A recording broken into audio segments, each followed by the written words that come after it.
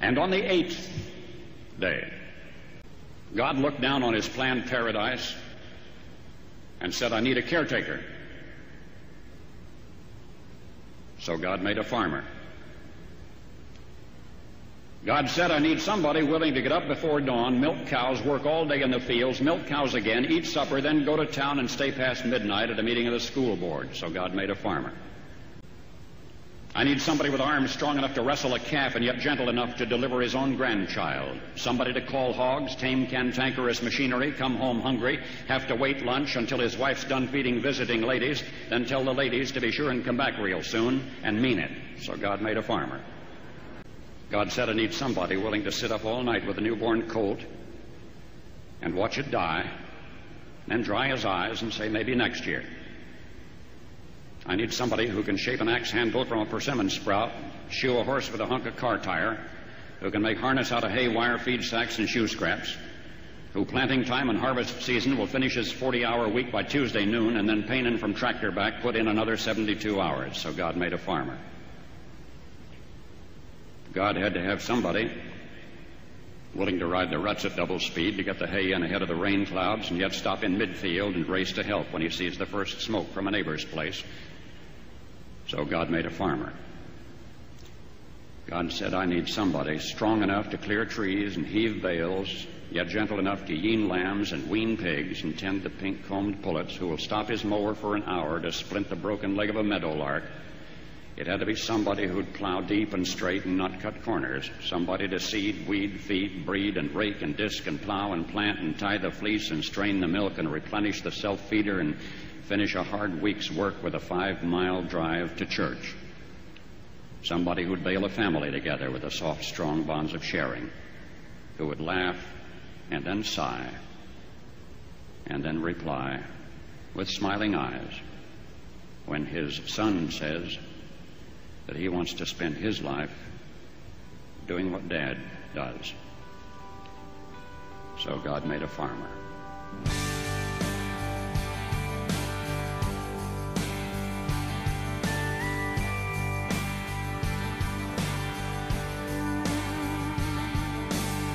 A couple guys in first class on a flight from New York to Los Angeles, kind of making small talk, killing time, flirting with the flight attendants. 30,000 feet above could be Oklahoma. Just a bunch of square cornfields and wheat farms, man, it all looks the same. Miles and miles of back roads and highways connecting little towns with funny names. Who'd want to live down there in the middle of nowhere?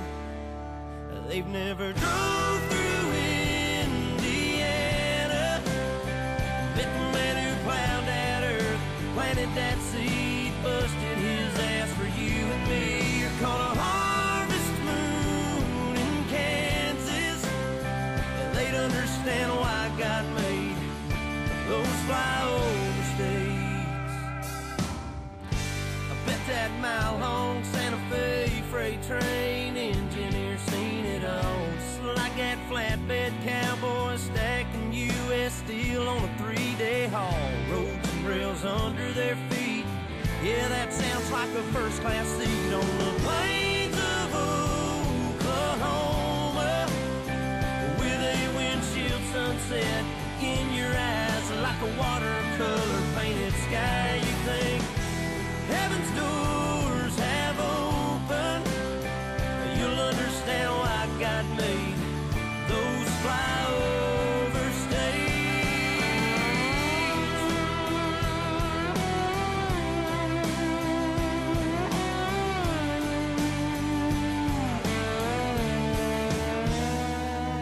Take a ride across the Badlands,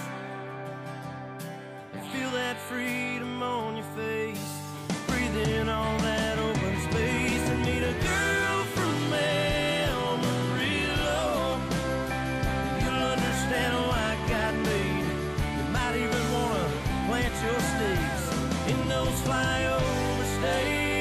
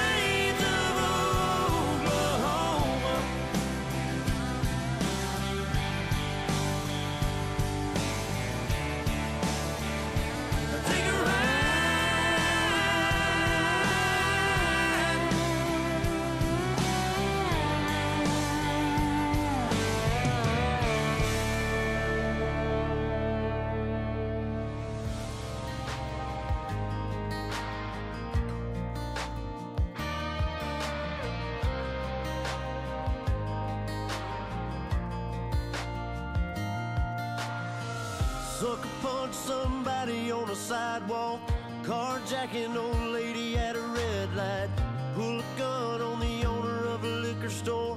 You think it's cool, act a fool if you like, cuss out a cop, spit in his face, stomp on the flag and light it up.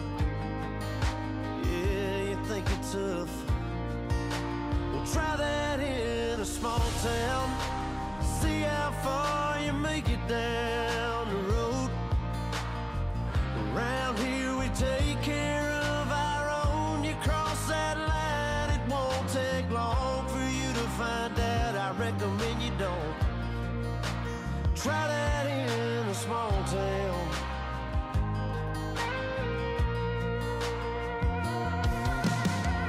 Got a gun that my granddad gave me,